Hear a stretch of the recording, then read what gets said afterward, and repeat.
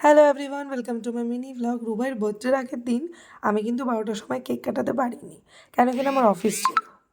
তাই আগে থেকে যে দিদিটা থেকে কেক নিই, সে আমার মার কাছে কেক দিয়েছিল। আমার মা ওই রাত্রিবেলা 3টের সময় কেক নিয়ে চলে এসেছিলো, মা আর দিদা।